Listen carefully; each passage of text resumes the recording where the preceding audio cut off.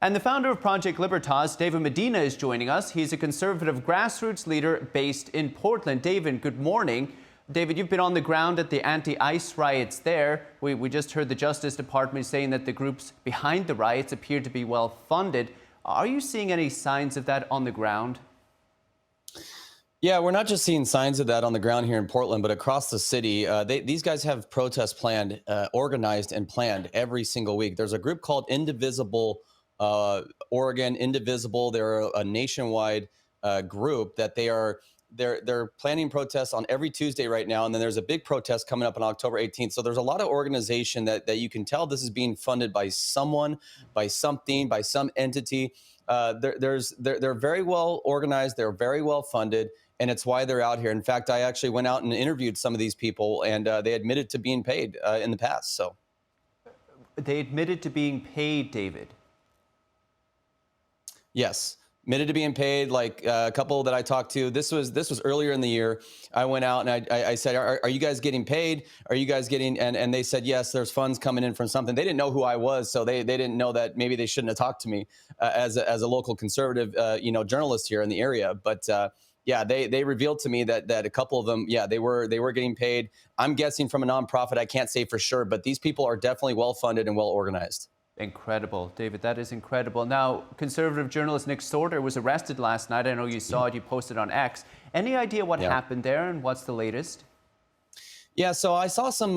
So I actually, have Portland police officers that follow me, and I want to be very clear that the Portland police are not the problem. It's the city leadership. It's the far left city leadership in Portland that tie the hands of the law enforcement. It's the legal. I don't know if you guys see in some of these videos. There's some green hats out there. That's actually a nationwide legal team that's out there to protect these rioters, to protect these criminals against our amazing law enforcement. And Nick Sorter, that he put out an American flag that was burning. I commend him for that. But what we have to understand, and Nick has to understand, is that the system is against us here in Portland. It does not favor people like us that love freedom, that love liberty, that love law and order. It is against us here. And so we have to keep that in mind when we're kind of, engaging with these. We can't engage with these Antifa people because we will not be handled favorably, as you see in the videos and as you see in the news. They're constantly let off the hook and constantly allowed to do what they're doing to our ICE agents. David, I want to get to that point in a second. I'm so curious as to why this is happening in Portland, of all places. But first of all, we saw in Jason Blair's news story that Katie Daviscourt from the Post-Millennial reporter there got a very nasty black eye at the protest. She was hit by a pole. Have you spoken with her? How is she?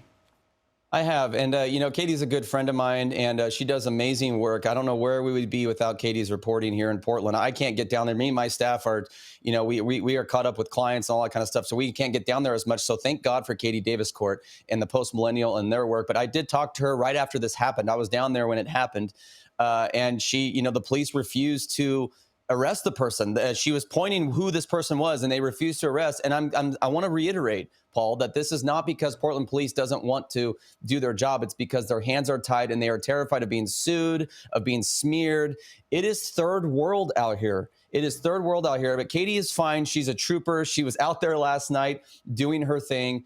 But this is just, again, this is the product of unchecked far left violence in cities like Portland and Chicago, across the United States. This unchecked, evil, Marxist, communist violence that is happening. And it's not because of our law enforcement. It's because of the political leaders, the Democrat leaders here in the state that constantly demonize, vilify, and tie the hands of law enforcement.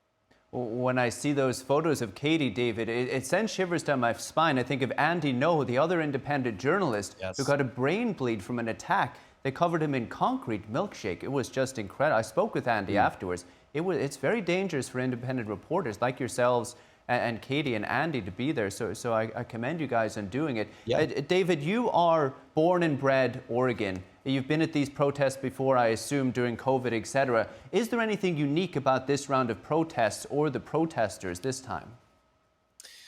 I would say, Paul, it's more organization. There's definitely more organization here. When we saw the BLM riots in 2020, 2021, it was a lot of it was sporadic and people kind of joining in on the anarchy that was happening in Portland. I experienced that. I was down there at the BLM riots in 2020. I have never experienced a more evil feeling in my bones and a more third world feeling. It was crazy. I didn't recognize my city, but I would say this time around, obviously we're not seeing it at the scales of 2020, 2021. And you guys showed Chief Bob Day, the Portland police chief, who I've criticized because he's come out and it completely minimized the problem that Portland is facing. And yes, they're not at the scale of 2021, but they're more organized, I believe. And I feel like it's just a ticking time bomb where they're waiting for their next George Floyd or they're waiting for the next thing to explode. Portland is ripe for that. It's like a volcano ready to erupt. But why?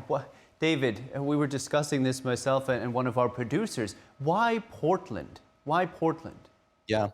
Yeah, I mean, it's just ran by far left radicals, and it's the breeding ground for far left policies. Paul, if you see, whenever these far left policies spread across America, they usually start in Washington State, Oregon, and California, which those three states actually just came together and said, we're going to actually skirt the CDC and create our own vaccine guidelines. This is what they do. They create their own policies. These far left policies in America usually start here on the West Coast. It's the breeding ground for leftists. The college and universities, they're radicalized there. Our education system here are ran by far leftists, and it breeds out these kind of people that you're seeing on the screen. These radical leftists that are indoctrinated, and they're anarchists. They don't even agree with the Democrats. I've talked to many of them who say we don't even like Joe Biden. He's not radical enough for us. Incredible. David Medina in Portland, Oregon. David, thank you so much. Thank you, Paul.